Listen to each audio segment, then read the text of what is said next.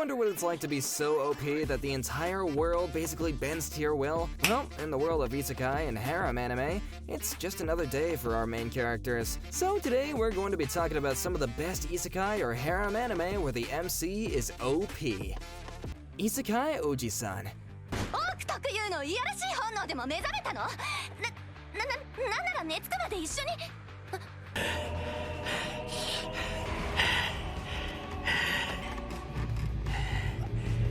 Starting off the list with Isakai Ojisan, where our MC didn't even realize he had a harem.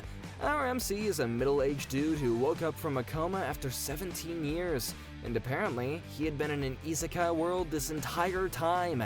The man woke up and pretended like nothing had happened, but oh boy did something happen. While he was out in the isekai world, our Oji-san had been leveling up like crazy and became extremely overpowered. Now people in his own world think he's just an old guy who got lucky. They don't know that this old man can basically unalive anyone with a flick of his fingers.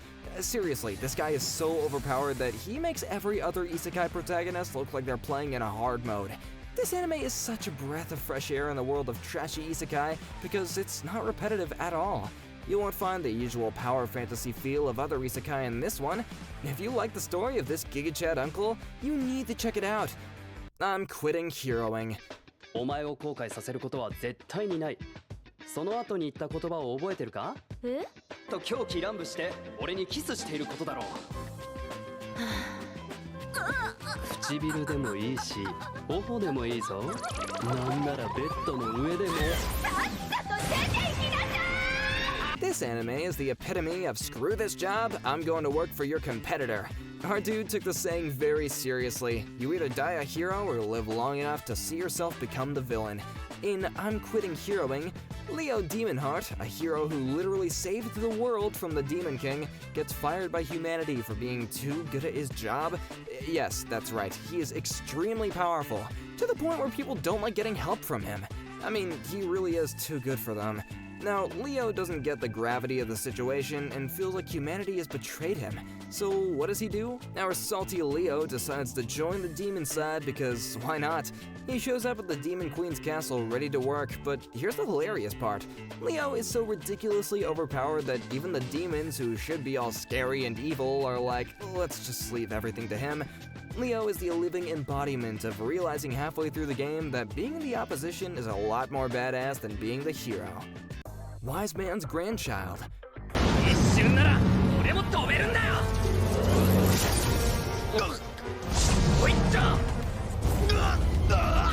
Wise Man's Grandchild is like if you took all the best parts of fantasy anime, turned the OP-ness up to 11, and threw in some good old-fashioned comedy. The story kicks off with Shin Wolford, a regular modern-day guy who gets hit by a truck anime style and reincarnates into a fantasy world.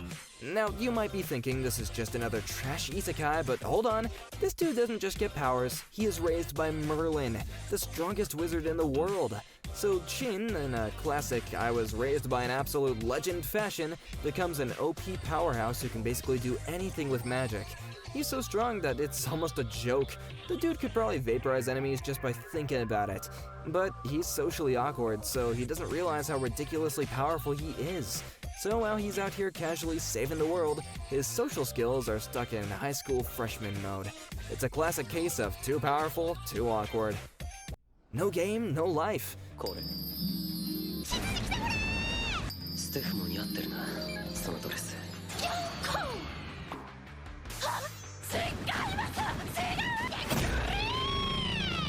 Moving on to No Game, No Life, which is basically a superpowered chess game with two awkward siblings in another world.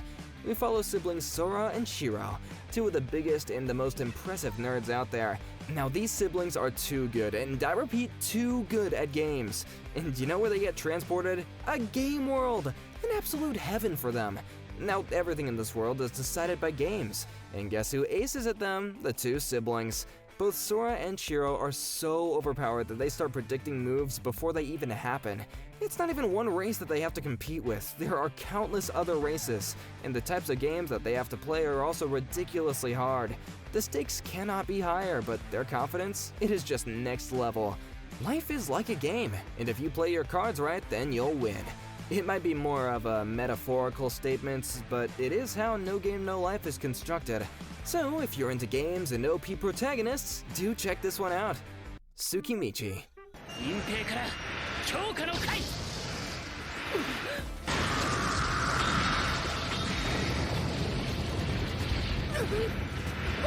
Sukimichi is the kind of anime where the main character Makoto gets extra OP and has absolutely zero time for any of the typical isekai nonsense.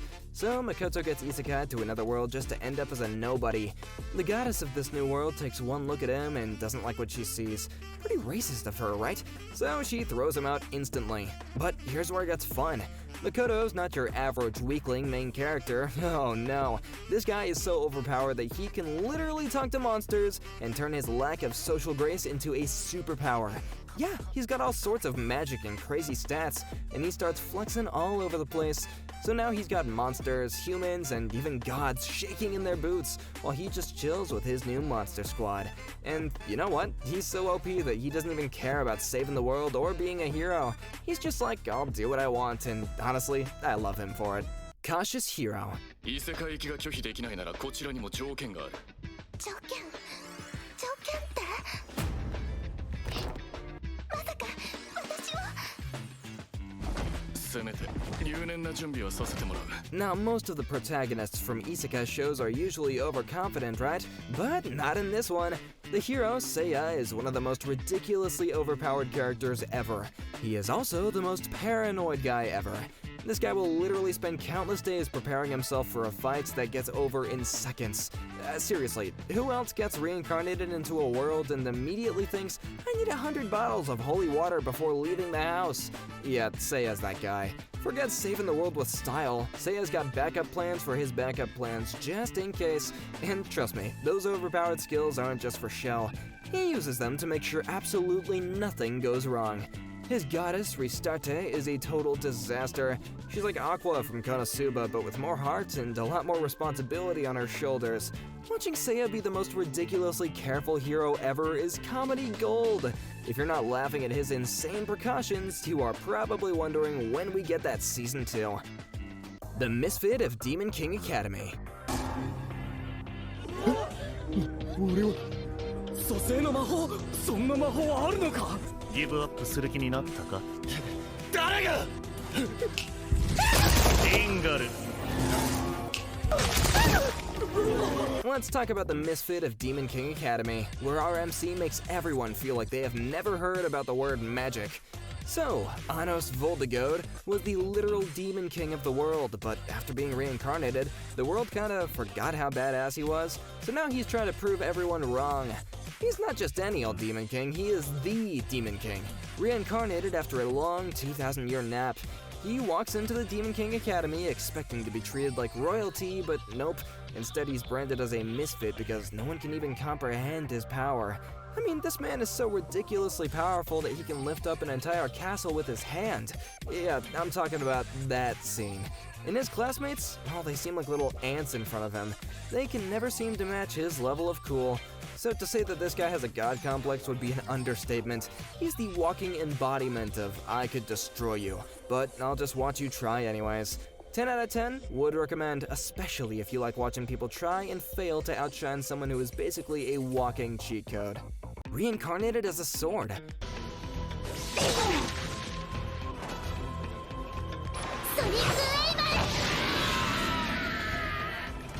Reincarnated as a sword is exactly what it sounds like, and it is every bit as wacky as you would imagine.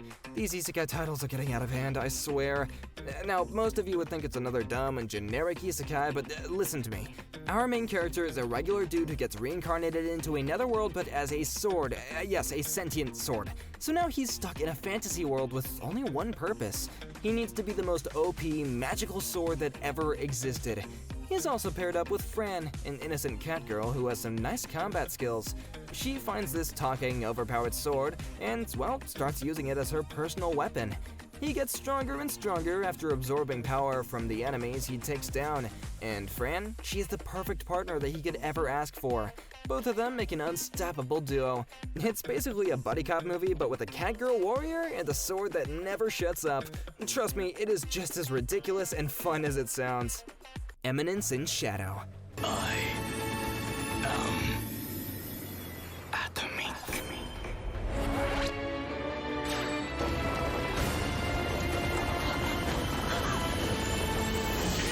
Eminence in Shadow has to be the best isekai of 2022. Our boy has always wanted to get reincarnated into an isekai world, and when he got hit by the truck-kun, his wish was granted.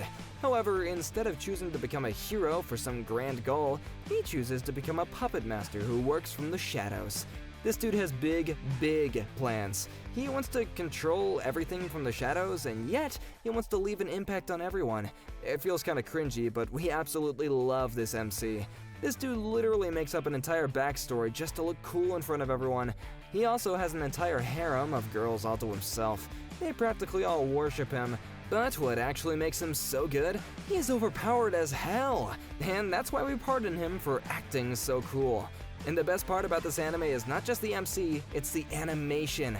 That I am atomic, absolutely stunning. Overlord.